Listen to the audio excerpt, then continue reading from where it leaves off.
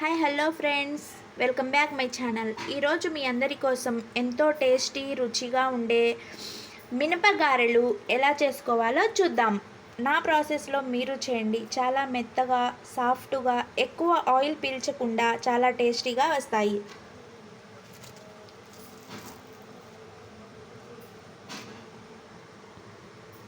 First ఒక bowl తీసుకొని ఈ గ్లాస్తో ఒక గ్లాస్ మినపగుండ్లు 2-3 టైమ్స్ కడిగి ఫ్రెష్గా నానబెట్టుకుందాం 4 to 5 hours.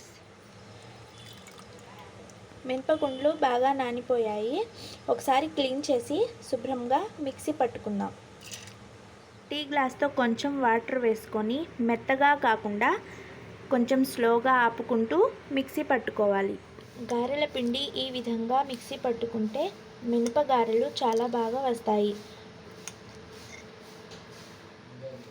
ఈ సైజ్ అంతా అల్లం, 10-12 పచ్చిమిర్చి మీడియం సైజులో కట్ చేసుకుందాం.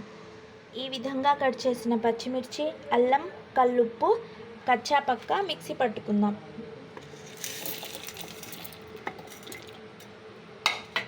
నాలుగు రెబ్బల కరివేపాకు వేసుకొని ఒక్కసారి మిక్సీ పట్టుకుందాం.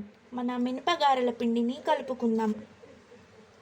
1 కప్పు సన్నగా కట్ చేసిన ఆనియన్,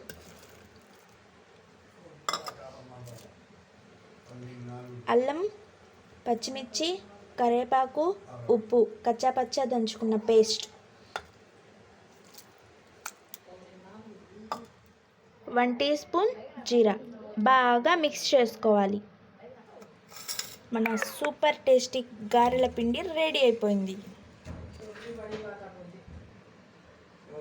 స్టవ్ ఆన్ చేసి ఒక కళాయిలో ఆయిల్ హీట్ చేసుకుందాం. నేనైతే క్లాత్ సహాయంతో గారెలు చేస్తాను. కొంచెం వాటర్తో క్లాత్ తడిపేసి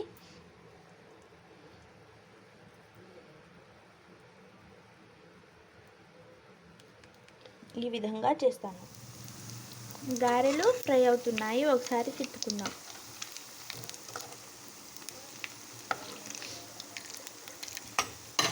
మన గారెలు ఎర్రగా నూనెలో తేలిపోతున్నాయి, తీసుకుందాం. సెకండ్ టైం వేసుకున్నా కానీ మన గారెలు ఎర్రగా ఫ్రై అయ్యాయి. ఇవి చూస్తుంటే తింటే గారె తినాలి, వింటే భారతం వినాలి అని మన వెనకటి రోజుల్లో చెప్పుకున్నట్టు గుర్తుకొస్తుందండి. మన చిల్లు గారెలు రెడీ. ఎంతో టేస్టీ రుచికరమైన మినపగారెలు రెడీ. నా గారెల రెసిపీ నచ్చినట్లయితే లైక్ చేయండి, షేర్ చేయండి, సబ్స్క్రైబ్ చేయండి.